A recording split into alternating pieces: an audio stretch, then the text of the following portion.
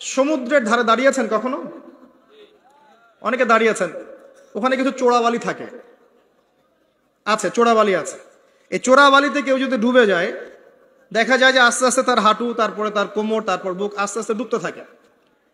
আমাদের অবস্থাটা এখন এমন হয়েছে যে প্রথমে আমাদের উম্মাহ, এই দেহটা একটা চোরাবালিতে পড়েছিল, পরে তার প্রথমত টাকলু পর্যন্ত ডুবেছে। সে হাত পা ছোড়াছড়ি করছে, আমাকে বাঁচাও, আমাকে উঠাও। চারপাশে উম্মার অনুসারী মানুষরা ছিলেন, তারা বলছে নড়াচড়া করবেন না, নড়াচড়া করবেন না, নড়াচড়া করলে আরো ডুবে যাবেন, ওইভাবে থাকেন। উম্মাহ বেচারা এভাবেই ছিল। তারপর আস্তে আস্তে আস্তে আস্তে তার হাঁটু পর্যন্ত ডুবে গেল। সে অস্থির হয়ে ছটফট করছে, আমাকে বের করো, আমাকে বের করো, আমি ডুবে যাচ্ছি। আশপাশের মানুষ বলছে রিল্যাক্স, নড়াচড়া করবেন না, নড়াচড়া করলে আপনি ডুবে যাবেন। এভাবে আস্তে আস্তে কোমর, আস্তে আস্তে বুক, এখন গলা পর্যন্ত ডুবে গেছে। এখনো উম্মাহ চিৎকার করছে, আমাকে বের করো, আমাকে বের করো, আমি ডুবে যাচ্ছি। আশপাশের মুসলিমরা বলছে নড়াচড়া করতে যায় না, নড়াচড়া করতে যায় না, ওইটাও ডুবে যাবে। কে টেনে তুলবে একে? এখন যারা আশপাশে আছে এই দুরবস্থায় এবং এই দায়িত্ব পালন করে নাই, আল্লাহ পাক অচিরে তাদেরকে সরিয়ে দিবেন ইনশাআল্লাহ, কোনো সন্দেহ নাই। নতুন কোনো কওম আসবে ইনশাআল্লাহ, নতুন কোনো প্রজন্ম আসবে ইনশাআল্লাহ, যারা এই উম্মাহটাকে আবার তুলবে ইনশাআল্লাহ। এবং আমরা জানি, আমরা আখিরুজ্জামান স্টাডি করে দেখেছি যে বিশ্বের সামনে এমন সময় আসবে যখন ইসলামকে আল্লাহ পাক নামাবেন, এবং এই বিষয়ে কোনো সন্দেহ নাই। আর নেটো যদি চেষ্টা করে তাকে থামাতে পারবে না। কথা বুঝতে পারেন নাই? পৃথিবীর কোন শক্তি তাকে আটকাতে পারবে না। আল্লাহ পাক এটা বলে দিয়েছেন, সিরিয়ার দামেস্কের সাদা মিনারের উপরে দুইজন ফেরেশতার কাঁধে ভর করে আল্লাহ পাক পাঠাবে। হাদিস এভাবে এসেছে, তার চুলগুলো ছিল ব্রাউন কালার এবং অনেক কাঁধ পর্যন্ত লম্বা। চুলগুলো দিয়ে টপ টপ করে পানি পড়তে থাকবে, দেখে মনে হবে মুক্তা ঝরে পড়ছে। এত স্পেসিফিকলি কোন কিতাবে বলা থাকতে পারে? কোন রিলিজিয়নের মধ্যে থাকতে পারে ইসলাম ছাড়া? ইসলামই তো সেই রিলিজন যেখানে আপনি হায়েজ নিফাসের মাসআলা পাবেন, পররাষ্ট্রনীতিও পাবেন। অন্য কোথাও আছে? চুল দিয়ে টপ টপ করে পানি পড়তে থাকবে, এটা পর্যন্ত বলা আছে। এবং আল্লাহ পাক বলেছেন, তার রাসূলের মাধ্যমে জানিয়েছেন সাল্লাল্লাহু আলাইহি ওয়াসাল্লাম, যে হাতে আল্লাহ রাব্বুল আলামিন 40 বছর পৃথিবীর খেলাফা রাখবেন ইনশাআল্লাহ তাআলা। তখনকার যে প্রজন্মটা থাকবে, এই প্রজন্ম ইনশাআল্লাহ ওই চোরাবালিতে ডুবে যাওয়া উম্মাহকে টেনে বের করবে ইনশাআল্লাহু আযজা ওয়া জাল। এখন সময়ের অপেক্ষা করে বসে থাকার জন্য আপনাকে পাঠানো হয়নি, আমাকে পাঠানো হয়নি। আল্লাহ পাক কিছু দায়িত্ব দিয়েছেন। প্রথমটা বলছিলাম, আপনাকে জ্ঞান অর্জন করতে হবে, এবং জ্ঞান অর্জনের প্রথম ধাপ হচ্ছে আল কোরআন। যে সেক্টরেই পড়াশোনা করেন, তারপরে আপনি আসবেন আরবি ভাষা সাহিত্যে, এরপরে আসবেন তাফসিরে, অনুবাদে, এরপরে হাদিসের কিতাবগুলো পড়বেন। এবং লাভ দিয়ে কঠিন হাদিস পড়তে যাবেন না, রিকোয়েস্ট। আগে লাভ দিয়ে খপ করে সহিহ বুখারী ধরতে যাবেন না, আপনি বিভ্রান্ত হয়ে যাবেন। আই রিপিট, লাভ দিয়ে খপ করে সহিহ বুখারী ধরতে যাবেন না, আপনি বিভ্রান্ত হয়ে যাবেন। বলতে পারেন যে বেদাতি কথা বলছি কিনা, এটা ফকিহদের কথা, যারা ফুকাহায়ে কেরাম তাদের কথা। কারণ লাভ দিয়ে কেউ এমবিএ পড়তে পারে না, লাভ দিয়ে কেউ মেডিকেল সায়েন্সের বই পড়তে পারে না, এক লাফে কেউ এই যে ডক্টরেট করতে পারে না, পারে? তাকে ধাপে ধাপে উঠতে হয়, আপনাকে ধাপে ধাপে উঠতে হবে। হাদিসে আরবাইন দিয়ে শুরু করেন। এই যে মাদ্রাসায় কওমি নিসাবে যারা পড়েছেন সবাই জানেন এই বিষয়গুলো। ফয়জুল কালাম দিয়ে শুরু করেন, ক্লাসিক্যাল বই, বুলুগুল মারাম মিন আদিল্লাতিল আহকাম, এগুলো দিয়ে আগান। মিশকাতুল মাসাবিহ দিয়ে আগান। মিশকাত পড়তেই তো দাঁত ভেঙে যায়, এত সহজ মনে করেছেন? 2-4 পাতা হাদিস পড়ে নিজেকে মুফতি মনে করবেন না। ক্লাসিক্যাল বইগুলো অনেক কঠিন, এবং যারা আলেম ওলামা হয়েছেন এমনি এমনি হন নাই, সুদীর্ঘ পথ পাড়ি দিয়ে আলেম হয়েছেন। যখন আপনি কম জানবেন তখন মনে হবে যে আমি অনেক জানি, যখন বেশি জানবেন মনে হবে কিচ্ছু জানি না। আমার কথা বুঝতে চেষ্টা করেন। যখন কম জানবেন মনে হবে অনেক জানি, আমি পণ্ডিত, এটা হালাল, এটা হারাম, এটা জায়েজ, এটা নাজায়েজ। যত বেশি জানতে থাকবেন, যত বেশি আলেম ওলামার সোহবতে পড়ে থাকবেন, দেখবেন আপনি কিচ্ছু জানেন না। এবং যত দিন যাচ্ছে আমি নিজেকে এই জায়গায় ফিল করি যে আমি আসলে কিছুই জানি না। এবং আমি যেখানে বসে কথা বলছি,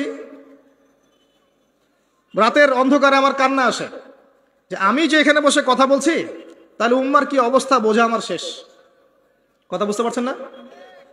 এখানে বসা উচিত ছিল এমন মানুষের যাদের হাতে ইসলামের বিজয় হবে। সেখানে আমার মতো নগণ্য মানুষ বসে আছে, তার সাথে একটা ছবি তোলার জন্য মানুষ হুমড়ি খেয়ে পড়ছে। তাহলে চিন্তা করেন বাস্তবতা কি জিনিস। আল্লাহ পাক আমাদেরকে বুঝ দান করুক। প্রত্যেকটা ঘরে ঘরে একটা করে ইসমাইলের মতো ছেলে তৈরি করেন আলাইহিস সালাম। প্রত্যেকটা ঘরে ঘরে একটা ওমর এবং খালিদের মতো ছেলে তৈরি করেন। মারিয়াম, আয়েশা রাদিয়াল্লাহু আনহুমা তাদের মতো করে মেয়ে তৈরি করেন। আজকে থেকে 50 বছর পরে একটা রেজাল্ট পাবেন ইনশাআল্লাহ। ইসলামের বিজয় হুট করে হবে না। আল্লাহ পাকের সিস্টেম সুন্নাহ হচ্ছে আল্লাহ পাক হঠাৎ করে কিছু করেন না। রাত থেকে দিন হয়, ধীরে ধীরে হয়। দিন থেকে রাত হবে, ধীরে ধীরে হবে। ধাপ করে রাত হয় না, ধাপ করে দিন হয় না। আর আমরা এটা আশা করে বসে আছি যে ধাপ করে মনে হয় ইসলাম বিজয় হয়ে যাবে। জি না, ইসলামের সেই সময় আসতেও দেখবেন অনেক পর্যায়ে পার হবে। বিশ্ব এই অবস্থা থাকবে না, 1/3 মানুষই থাকবে না, ডেড। এবং কে জানে আগামী 10 বছর মধ্যে নাও থাকতে পারে। আল্লাহু আলাম।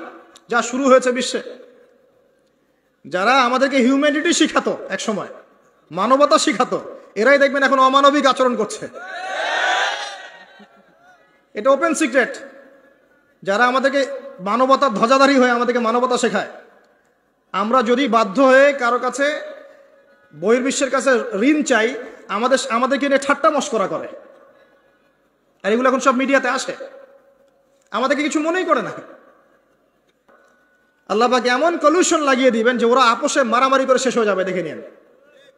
আল্লাহ পাক এমন কলিউশন লাগিয়ে দিবে যে পুরো ওই জায়গাটা ধসে যাবে।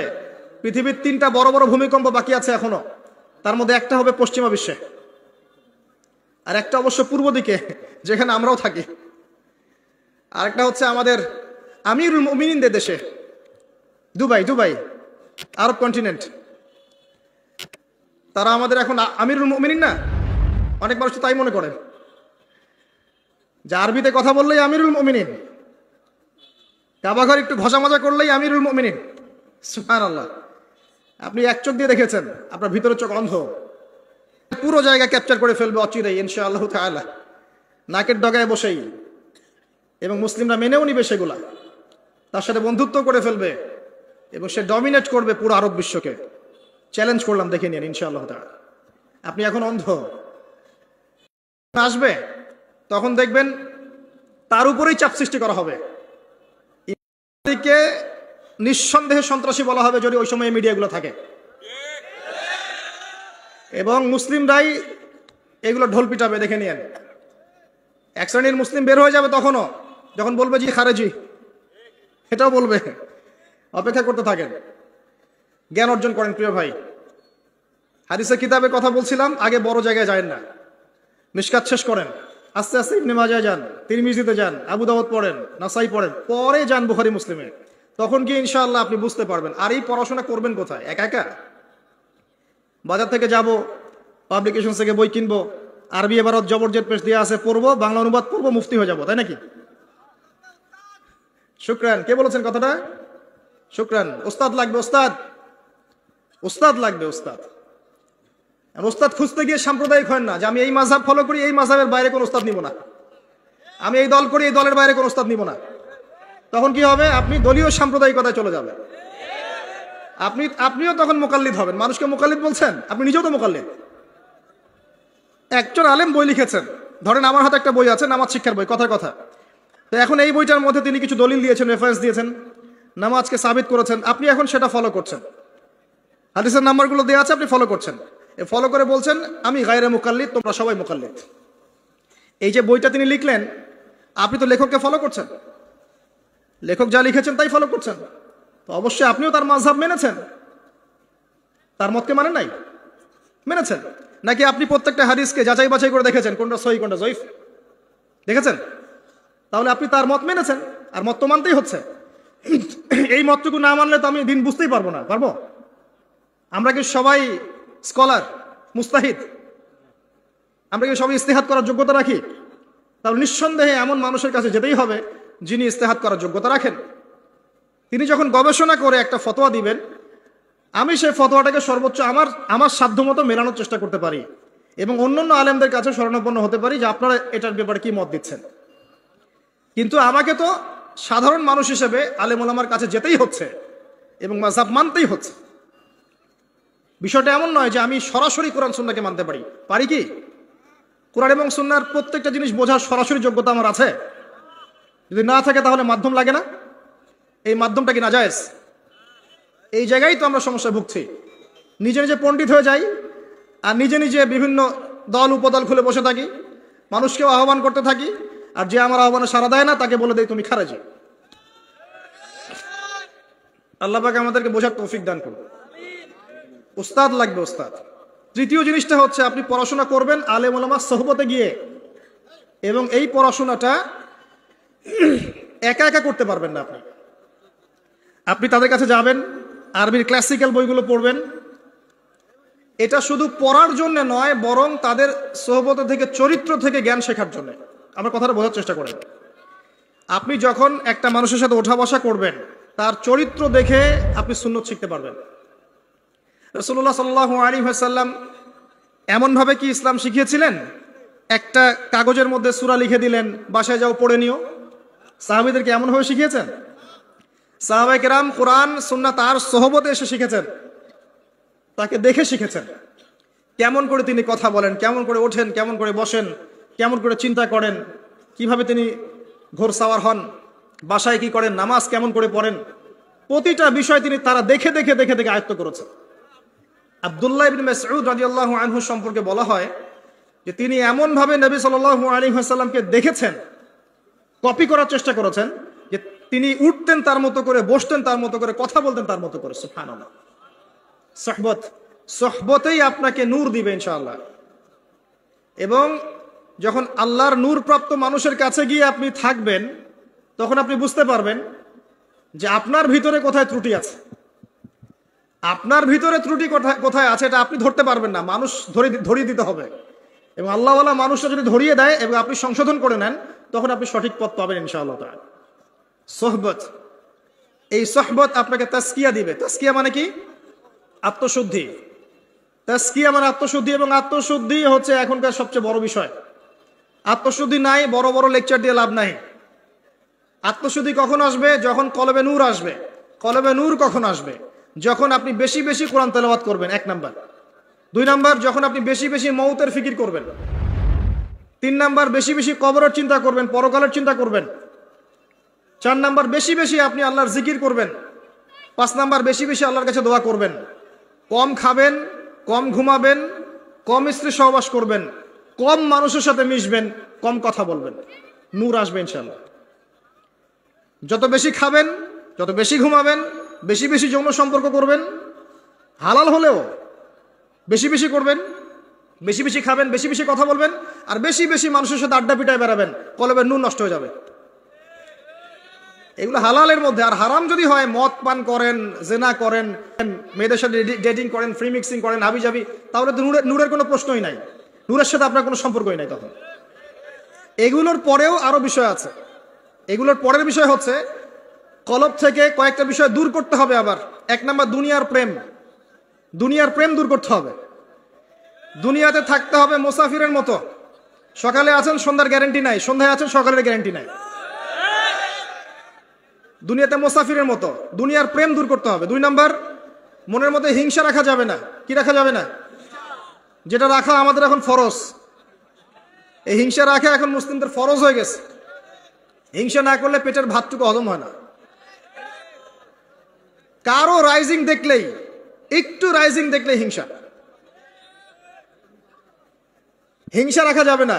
3 নাম্বার, আত্ম অহংকার রাখা যাবে না, ইগো রাখা যাবে না, লৌকিকতা রাখা যাবে না, রিয়া প্রদর্শন করা যাবে না, এবং ওই যে গীবত, তুহমত, অপবাদে যে অপসংস্কৃতি আছে, এইগুলো থেকে দূরে থাকতে হবে ইনশাআল্লাহ তাআলা। আল্লাহর নূর আপনার কলবে আসবে ইনশাআল্লাহ। তখন ইনশাআল্লাহ তাআলা আপনি খিজির হবেন আলাইহিস সালাম, যে কিনা অনেক দূর পর্যন্ত দেখতে পারে, যা মূসা আলাইহিস সালাম পর্যন্ত পারেন নাই। সুবহানাল্লাহ। আসেন, এই খিদির আলাইহিস সালামকেই আল্লাহ পাক বলেছেন শেষ জামানার সবচেয়ে জ্ঞানী মানুষ। মানে জামানা না, পুরো ইউনিভার্সের সবচেয়ে জ্ঞানী মানুষ। মূসা আলাইহিস সালাম বলেছিলেন আমার চেয়ে জ্ঞানী কেউ নেই, আল্লাহ পাক বলেছেন খিদির আছে। শেষ জামানার সূরা আল কাহফ, এর মধ্যে তার কথা আছে। এটা আপনাকে ডাইরেকশন দিচ্ছে যে শেষ জামানায় যদি আপনি হকপন্থী হতে চান, আলোর সন্ধান পেতে চান, খিদির আলাইহিস সালামের মতো দূরদর্শিতা সম্পন্ন হতে হবে। আল্লাহ পাক তৌফিক দান করুন। হাদিসের বইগুলো পড়েন, ওস্তাদের কাছে গিয়ে শেখেন। এরপরে সোহবত আপনাকে আত্মশুদ্ধি দিবে। আত্মশুদ্ধির কিছু পথ পদ্ধতি বলে দিলাম। এখানে আমি একটা হাদিস বলবো, এই হাদিসটা খুব ভালো করে শোনেন। আল্লাহ রাব্বুল আলামিন বলেছেন হাদিসে কুদসি যে আল্লাহ পাক যেগুলো ফরজ করেছেন, ওয়াজিব করেছেন, এগুলো যখন একজন বান্দা নিয়মিত করতে থাকে এবং এর সাথেও নফল কাজ করতে থাকে, আল্লাহ পাক সেই বান্দাকে ভালোবেসে ফেলেন।